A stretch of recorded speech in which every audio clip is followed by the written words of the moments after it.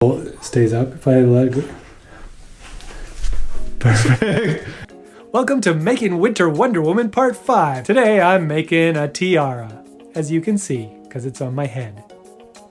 The first thing I needed was a pattern. I started to make my own, but then realized it would just be way faster and easier to use one someone else had already made. My wife found this fantastic pattern by EvanAndKatelyn. It cost a couple bucks, but was totally worth it. I'll include a link in the video description.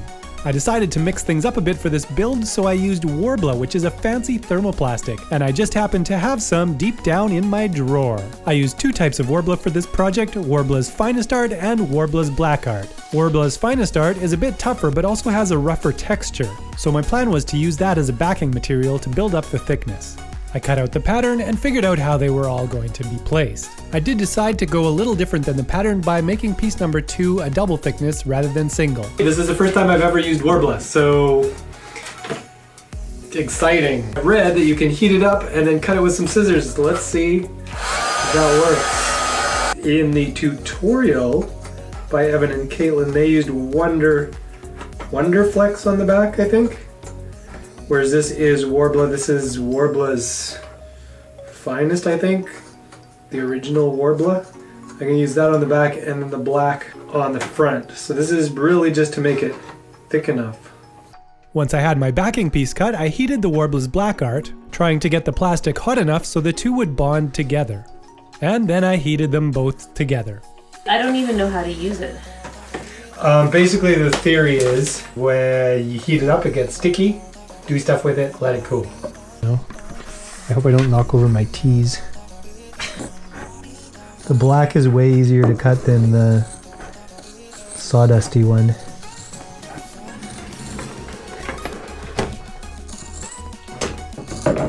Do you remember when you got it? Like 2 years ago. Almost 2 years ago, yeah. Because, and I've never used it because I kind of am like saving it for something so special. It's just scary because it's like expensive. Yeah. Way more expensive than foam. But it's also going to last way longer. See? Yeah. I wasn't sure that the two pieces were totally bonded together yet, so I heated the whole thing up yet again. Oh, you have to have patience, I think, with this. Not touch it. Ah, you're touching I'm stuck to it. Ah. Remember what you just said? I said you need to have patience and not touch it till it cools. The thing about this is when you heat it up, because it gets all wiggly, there's way more potential for distortion than with foam, where it knows how it used to be, like it knows it was straight. And if you heat it up again, it'll kind of go back to straight. Right. Whereas this, as soon as you heat it up, there's no memory. For all the rest of the pieces, I used a glue stick to glue them onto the Worbla before cutting them out. And once they were cut out, it was easy enough to remove the paper by soaking the pieces in some water. I made piece 2 from 2 layers of black Worbla, and piece number 4 from a layer of black Worbla and a layer of the original Worbla. When Worbla is hot, it gets very soft, so I found it was great to have a reference template underneath my silicone mat. That way I could make sure my pieces were following the directions and not doing their own thing. So basically from here it was just a matter of heating up the Worbla and sticking each piece in its appropriate place. If the Worbla started to get out of hand, I would just nudge it back into place with the back of my knife. Since my wife's head had already gone to bed, I grabbed one off my shelf, wrapped it in some cling wrap, and used that as a model to get the basic curvature of the tiara. I also heated up the back end of the band and punched some holes, which I then made square with a pair of scissors for no real reason. What do you think? Oh, it looks really good. Sorry, look at the camera. Yeah, that looks amazing. That looks really good. When I put it on my forehead, it's heavier than I was expecting. Well, it's not. It doesn't feel. But really put it on, heavy, see if it feels like it's gonna stay. Okay, so if there's a band just holding it like this, okay, let go with your hands. Okay. I'm a band. You're a band. I guess it stays up if I let go. Perfect. With like some sunglass like lenses. Here's my idea. Yeah. First, making it stick to your head. Use some of my water-based contact cement on the back, because let it cure. Okay. So it's cured. Contact cement into your head. No, let it cure. Yeah. Hey Isabel, maybe that guy wants a break for a little bit. Hey, why don't you come see what we're doing over here? So anyways, so my idea is let it cure, and then it kind of has a rubbery texture. And so that would just kind of like it would give it create like a bit of friction. Yeah, that's what I was going to say. So that's what I'm gonna try. But we need to heat it and mold it to your head. I'm gonna start by heating this part and try and get it to your head and then work out, I think. So I think you want to do it kind of slowly.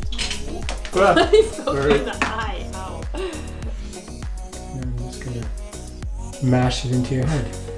But you kind of want these things. Oh yeah, you hold them into place. No. It's stuck to you. Hey, that's all we have to do. Done. It's stuck to my head. Just heat it up and smack it on there. Okay, well, have fun. Once I got Lorinda's head unstuck from the tiara, I took it back down to my shop and tried to sand it a bit to smooth everything out. It kind of worked and kind of didn't. The surface I was left with still wasn't super smooth. So I gave it a few coats of auto body primer, sanding between the coats, which gave me a smooth enough finish to carry on with the painting. I used some black acrylic paint that wasn't too thick so that my brush strokes wouldn't be very visible, and gave it 2 coats of that. I then grabbed my vintage brass metallic paint, put a little bit on my finger, and started rubbing it over the black paint, which, by the way, was dry. The great thing about using your finger is it doesn't apply the paint in the recessed areas, so it creates a nice antique look. Fingers aren't perfect though, and I didn't want behind the star to be totally black, so I used a tiny brush with a tiny amount of paint to add some color in those areas. Once I was happy with the colors, I sealed it all with a coat of Pledge floor gloss. Okay, that's looking fantastic. All I need is a strap. And done.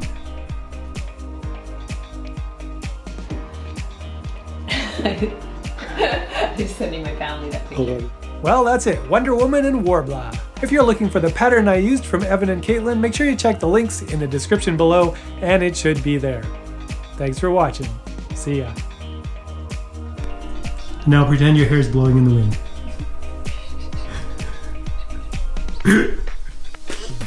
Just tell me anything and I'll make it. A bow tie.